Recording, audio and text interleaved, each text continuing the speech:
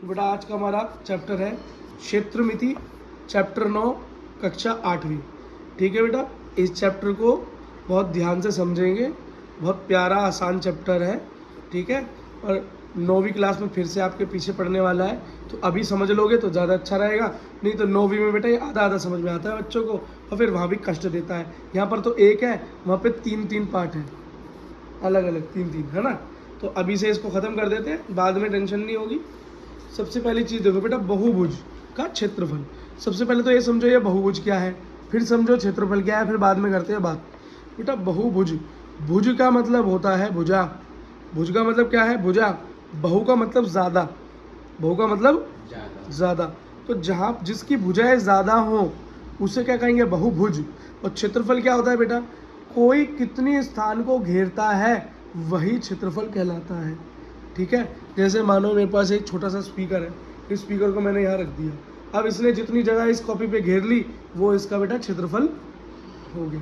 जो इसकी बाउंड्री है, इसके अंदर की सारी जगह इसने घेर ली, तो यही इसकी क्या है, क्षेत्रफल है। जैसे अब आपका घर होता है, घर कैसे बोलते हैं जी, 50 गज का मकान है मेरा, 100 गज का मकान है, तो वो सर गज क्या है, वो 50 गज 100 गज, वो बता रहे हैं कि आपके घर ने कितनी जगह घेर रखी है।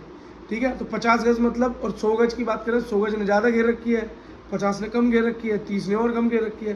बस बेटा यही बात थी। ठीक, अब अगली चीज़ अब बहु, इससे पहले आपने क्या पढ़ा था क्लासों में, चतुर्भुज पढ़ा था, है ना। तो चतुर्भुज आपने पढ़ा, आयत आपने पढ़ा, है ना, घन पढ़ा, घना पढ़ा। बेटा उनके अंदर आपने देखा होगा 4-4 भुजाएं थी। ये त्रिभुज पढ़ा होगा, उसमें 3 भुजाएं थी। लेकिन बेटा बहुभुज मतलब जिसमें भुजाएं बहुत सारी हो, तो उसका क्षेत्रफल कैसे निकालेंगे। आप बोलोगे भैया उसका फॉर्मूला क्या होगा, तो मैं बोलूँगा बेटा उसका कोई फॉर्मूला नहीं होता है, उसको हम तोड़ कर देखते हैं। क्या तोड़ कर देखते हैं। जैसे अब आकृति देखो, पहली आकृति, इस पर बिल्कुल पूरा फोकस करना। हम जरा फोन से फोकस कर दें, तुम दिमाग से कर लेना।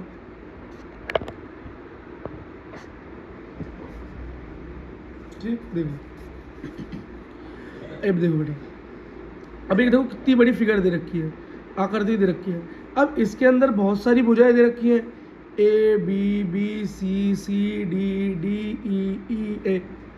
अब इतनी सारी भुजा, अब भैया इसका क्षेत्रफल निकालूंगा कैसे। तो बेटा इसका क्षेत्रफल ऐसे निकलेगा कि इस पूरे के क्षेत्रफल को हम तोड़ तोड़ कर देखेंगे। जब हम इसे तोड़ कर देखेंगे तो देखो बेटा इसके अंदर हमको क्या क्या अलग चीज़ें दिखाई देती हैं। देखो बेटा, आप क्या दिखाई दे रहा है, त्रिभुज दिखाई दे रहा है, त्रिभुज दिखाई दे रहा है एक ए डी ई। अब देखो बेटा, एक और त्रिभुज दिखाई दे रहा है ए सी बी। अब देखो बेटा, एक और त्रिभुज दिखाई दे रहा है ए सी डी। तो बेटा एक पूरी फिगर के अंदर कितने त्रिभुज दिखाई दिए, 3। तो बेटा इन तीनों, एक त्रिभुज, 2 त्रिभुज, तीनों त्रिभुज को अगर मैं जोड़ दूं उनका क्षेत्रफल, तो इस पूरे का क्षेत्रफल आ जाएगा। मुझे लगता है बेटा ये बात आपके दिमाग में बैठ गई होगी। अब देखो, अगर क्या बोलो भैया हर बार क्या सिर्फ त्रिभुज ही मिलेगा, चतुर्भुज नहीं मिल सकता। बेटा चतुर्भुज भी मिल सकता है। अगली फिगर देखो, अगली फिगर यही है। अगली फिगर जो रखी है A B C D E, इसके अंदर बेटा एक चतुर्भुज भी छुपा हुआ है। जरा देखो, सबसे पहले छुपाया तो देखो एक त्रिभुज दिखाई दिया पहला, एक और बार छुपाया तो देखो क्या दिखाई दिया, ये देखो बेटा ए एफ बी त्रिभुज। अब बेटा जब इसे भी छुपा लिया और नीचे वाले त्रिभुज को भी छुपा लिया, तो अब क्या बचा, देखो एक चतुर्भुज दिखाई दे रहा है आपको, बी ई डी सी। अब दिखा चतुर्भुज, और ये चतुर्भुज भी कैसा है, ये चतुर्भुज है बेटा समलंब। अब बोलोगे भैया समलंब का क्या मतलब है। बेटा सम का मतलब होता है समान, सेम। लंब का मतलब होता है 90 डिग्री। क्या होता है, तो ऐसा चतुर्भुज जिसके अंदर 90 डिग्री के कोण बने। कैसे बने दिखाता हूं।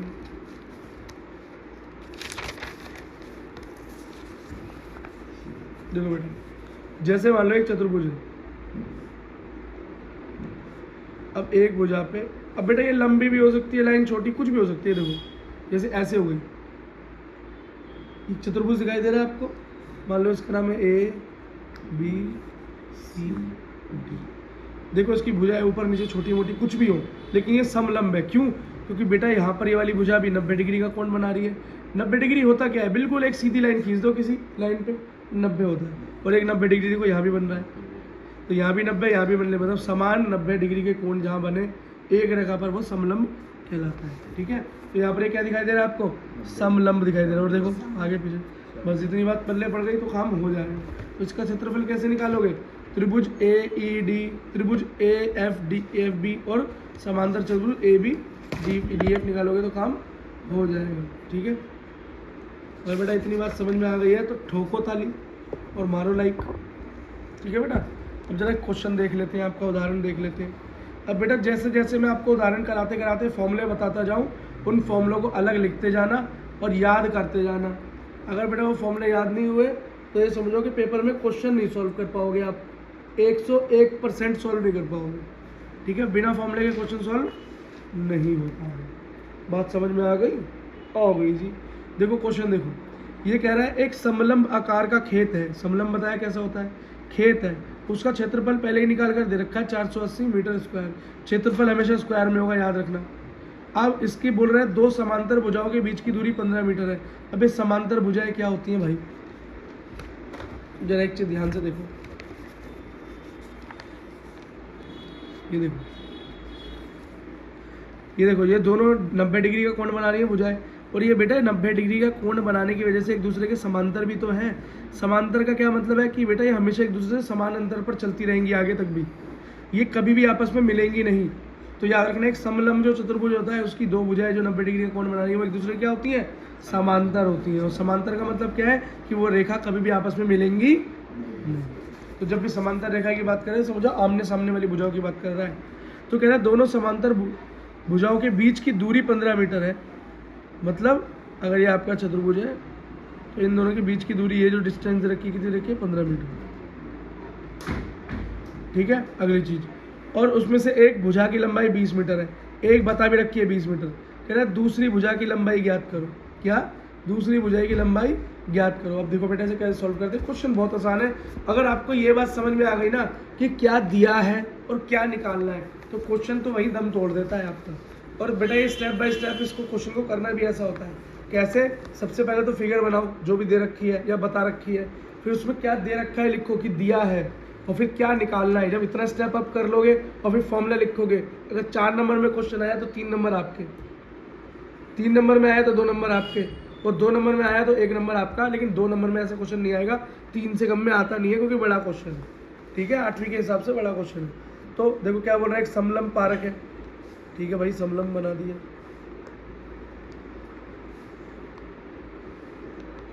बन गया जी। नाम दे देता हूँ A, B, C और D। यहाँ पर भी 90 है, यहाँ पे भी 90 है, तो इसका मतलब ये है जी दो समांतर भुजाएं आमने सामने। और क्या दे रखा है? इस पूरे का क्षेत्रफल निकाल कर दे रखा है। क्षेत्रफल को मैं शॉर्टकट में लिख रहा हूँ, 480 मीटर स्क्वायर दिया हुआ है एरिया। ठीक है, जब दे रखा है तो इसे क्या लिखेंगे आगे? दिया है। और क्या दिया है जी? दोनों समांतर भुजाओं के बीच की दूरी दे रखी है। मतलब इसके और इसके बीच की दूरी कितनी दे रखी है? 15 मीटर दे रखी है। तो बेटा शॉर्टकट में क्या दे रखा है? ये नीचे वाली भुजा ही तो दे रखी है। दूरी है ही कितनी? ये वाली जितनी लंबी लाइन है उतनी दूरी है। तो डी सी दे रखा है, 15 मीटर दे रखा है। ये भी क्या दिया है ना? क्या लिखोगे? समांतर रेखाओं के बीच की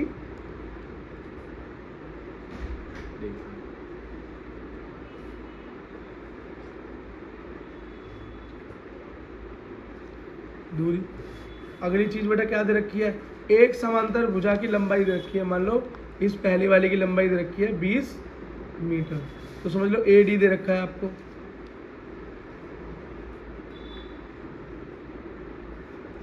दिया है। पूछा क्या है? ये कह रहा है ये बताओ जी अगली भुजा की लंबाई क्या होगी? मतलब BC पूछ रहा है। क्या? BC पूछ रहा है। तो क्या लिखेंगे? BC बराबर क्वेश्चन मार्क लगा देंगे। यहाँ पर क्या है? ज्ञात करना है, पता लगाना है। बेटा आपने इतना अगर लिख दिया तो समझ लो 4 में से 1-2 नंबर आपके पक्के हो गए। 1 नंबर फिगर का, बाकी ये सब लिखने का कि क्या दिया है और क्या निकालना है। समझ में आ गया? इतना कर दिया तो कितने नंबर पक्के हो गए जी आपके? 2 नंबर पक्के हो गए। 4 नंबर का क्वेश्चन है, ठीक है, और 3 नंबर का तो लगभग 1.5 नंबर पूरे हो गए। अब बाकी नंबर कहाँ मिलेंगे? जब बेटा आप समलंब का क्षेत्रफल का फॉर्मूला लिखेंगे, सूत्र लिखेंगे, तो बेटा समलंब के क्षेत्रफल निकालने का जो फॉर्मूला है वो क्या है?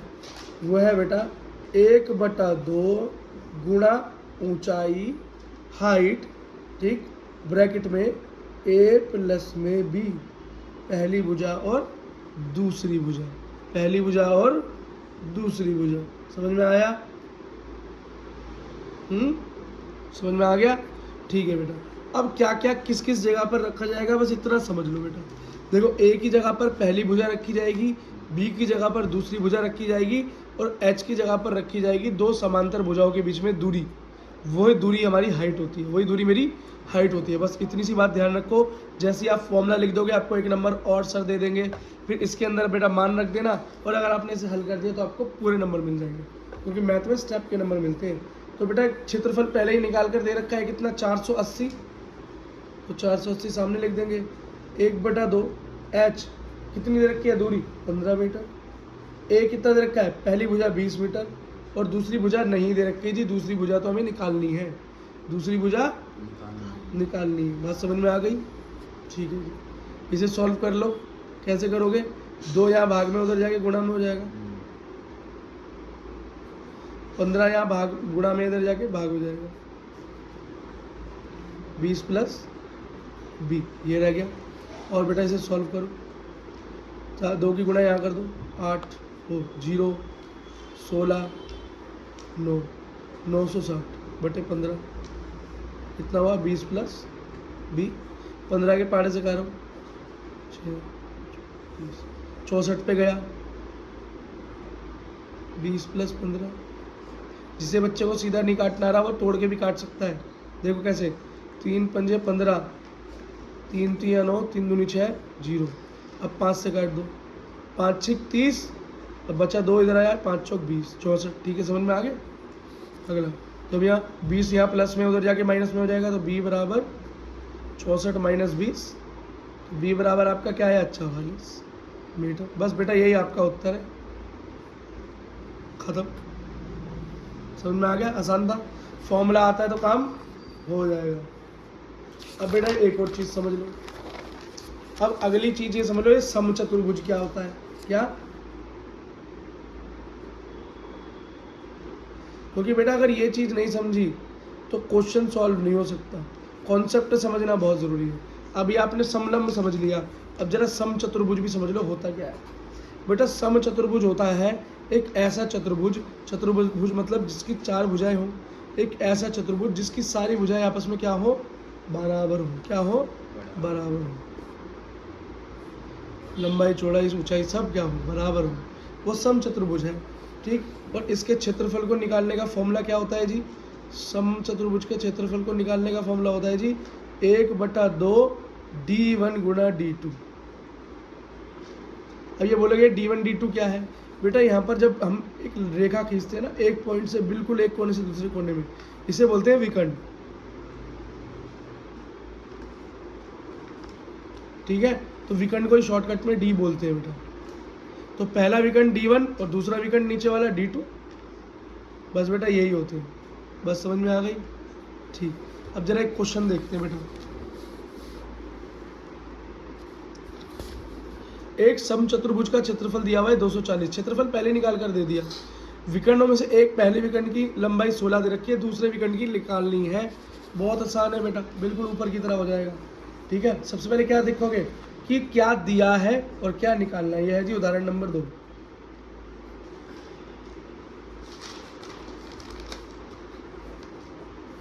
सबसे पहले एक समचतुर्भुज बना लो। फिगर बनानी बहुत ज़रूरी है बेटा, और पेंसिल से फिगर बनानी है, याद रखना। पेंसिल लेकर जाना, रबड़ लेकर जाना, कटर लेकर जाना, ठीक है। समचतुर्भुज बनाओ तो बीच में ही 2 विकर्ण भी बना लो। पहले वाले को d1 बोलो और दूसरे वाले को d2 बोलो। बात खत्म, समझ में आ गई? ठीक। अब क्या क्या दिया है जरा लिख लो एक बारी में, ऊपर ही लिख लेता हूँ दिया है, फिर जो जो दे रखा है उसको नीचे एकदम लिख लेता हूँ। क्या क्या दे रखा है भाई? दे रखा है इसका क्षेत्रफल निकालकर, पहले ही दे रखा है। समचतुर्भुज का क्षेत्रफल निकालकर दे रखा है जी 240 सेंटीमीटर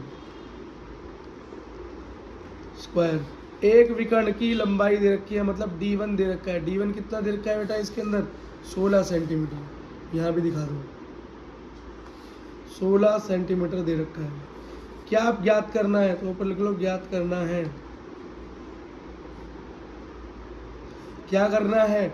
दूसरे विकर्ण की लंबाई, मतलब D2 ज्ञात करना है। जो ज्ञात करना है उसके सामने क्वेश्चन मार्क। ये हो गया बेटा आपका स्टेप। कितने नंबर का स्टेप हो गया? 2 नंबर का। तीसरा नंबर आपको क्या मिलेगा? जब आप यहाँ लिखोगे हल, और हल करना चालू करने से पहले आप क्या करोगे? फॉर्मूला लिखोगे जी। किसका? समचतुर्भुज का फॉर्मूला लिखोगे। क्षेत्रफल ज्ञात करने का फॉर्मूला लिखोगे 1/2 D1 गुना D2। अब बेटा एक बार बताओ, ये क्षेत्रफल कितना निकाल के दे रखा है आपको? 240। 1/2 D1 भी दे रखा है, 1 भुजा 16, D2 निकालना है। कोई बात नहीं, जो निकालना है यही रहने दो, बाकियों को उधर भेज दो। यहाँ 2 क्या है? भाग में उधर जाएगी गुणा में। 240 गुणा 2, 16 गुणा D2। अब ये गुणा में उधर जाके भाग हो जाएगा। 240 गुणा 2 भाग में 16 बराबर D2। अब बेटा इसको आपस में सॉल्व कर लो, आपका क्वेश्चन हो जाएगा। करके देखें जरा। देखो बेटा, गुणा करो जरा। 0 8 4 बटे 16। ठीक है बेटा, सीधा काटूंगा तो 30 पे जाएगा, बाकी शॉर्टकट में काट के देखो। 2 बटे 16, 2 दूनी 4, 2 चौक 8 0, 2 चौक 8, 2 एकम 2, 2 दूनी 4 0, 2 दूनी 4, 2 छिंग 12 0, 2 तिया 6 0। D2 के निकल कर आया विकर्ण, दूसरा कितना निकल कर आया? 30 सेंटीमीटर। बस बेटा यही आपका आंसर था। ठीक है।